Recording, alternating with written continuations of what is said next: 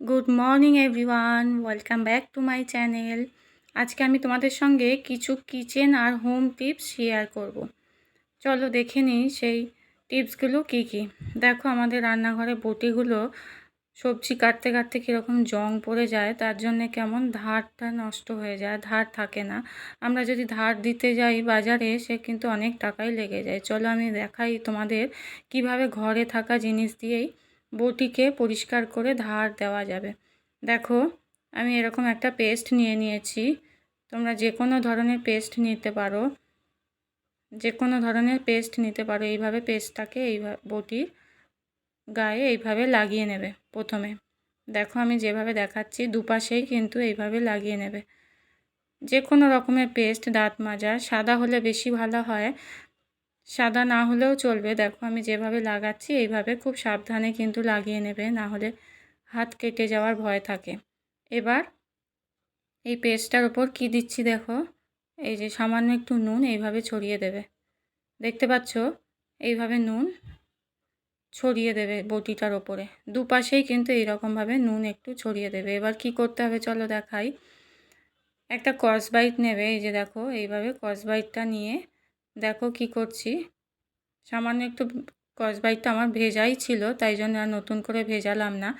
তোমরা যদি শুকনো থাকে তোমাদের স্কচব্রাইটটা, তাহলে একটুখানি ভিজিয়ে নেবে। ভিজিয়ে দেখো এইভাবে চেপে চেপে বটির দুটো পাশেই, দেখো এইভাবে চেপে চেপে বটির দুটো পাশেই কিন্তু ঘষে ঘষে পরিষ্কার করে নেবে দেখো বটিটাকে।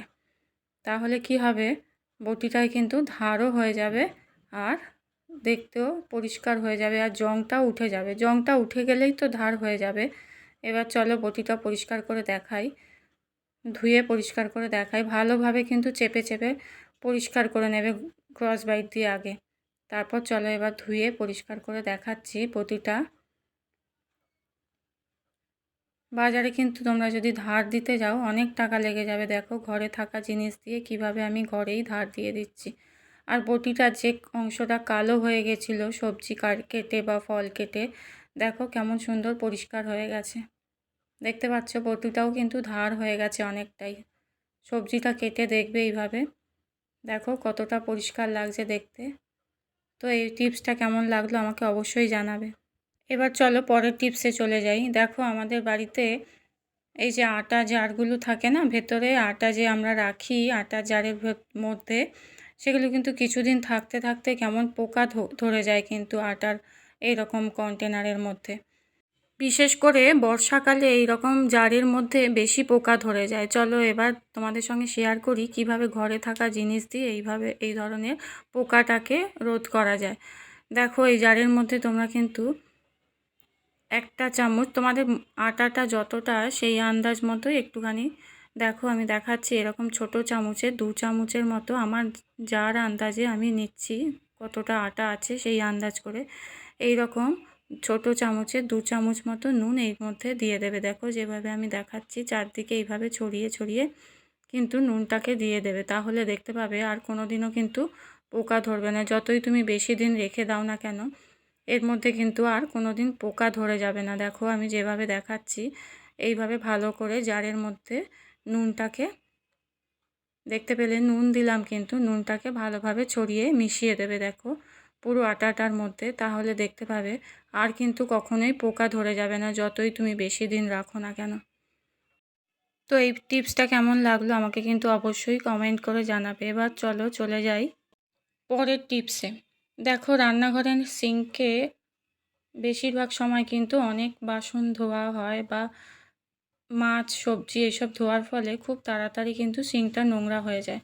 দেখো এই সিঙ্কটা আমি কিভাবে পরিষ্কার করছি। দেখো এই যে দেখো ছোট চামচের 1 চামচ নুন আমি চারদিকে ছিটিয়ে দিচ্ছি। দেখো আর একটু বেশি লাগবে মনে হয়েছিল তাই জন্য দিচ্ছি। এবার দেখো নুনটাকে আমি এরকম স্কচব্রাইট দিয়ে ভালোভাবে চেপে গোটা বেসিনটাকে পরিষ্কার করে নিচ্ছি। দেখো আমার কিন্তু একটুও সাবান, লিকুইড সোপ কিছুই কিন্তু লাগলো না, শ্যাম্পু কোনোটাই কিন্তু লাগলো না। দেখো সামান্য একটু নুন দিয়েই বেসিনটা কেমন আমি পরিষ্কার করে নিচ্ছি। বেসিনের সাইডগুলো বলো, ধারগুলো বলো, চারদিক কিন্তু এইভাবে নুন দিয়ে তোমরা ঘষে মেজে ভালোভাবে পরিষ্কার করে ধুয়ে দেখবে।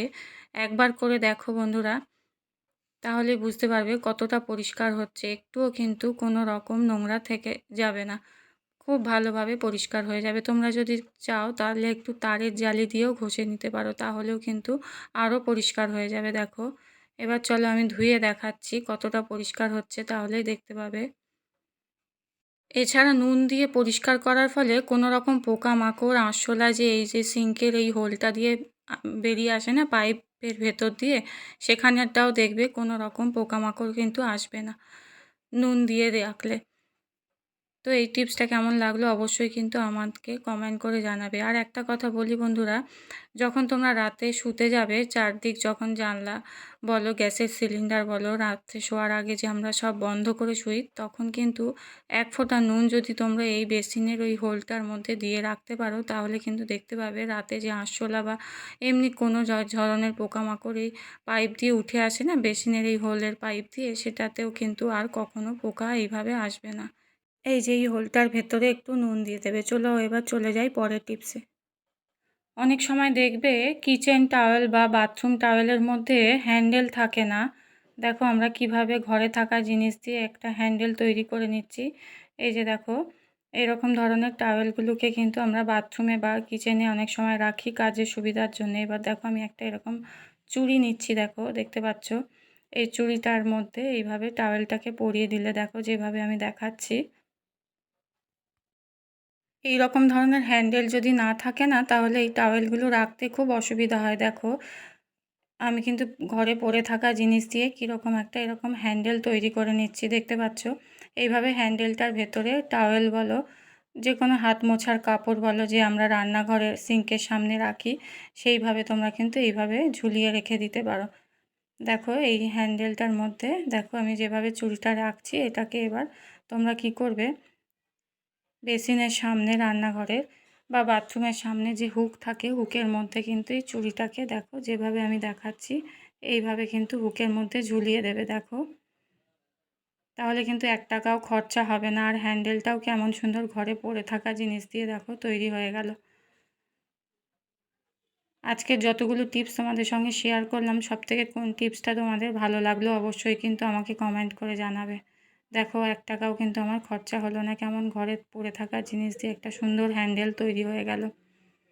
তো বন্ধুরা, আজকের মতো ব্লগটা আমি এখানেই শেষ করছি। দেখা হচ্ছে আবার পরবর্তী ব্লগে, আবার নতুন কিছু নিয়ে আসব। অবশ্যই কিন্তু আমার পাশে থেকেও, একটা সাবস্ক্রাইব করে আর শেয়ার করে দিও, অন্যদের দেখার সুযোগ করে দিও। আর নতুন বন্ধুদের বলি একটা প্লিজ লাইক করে দিও।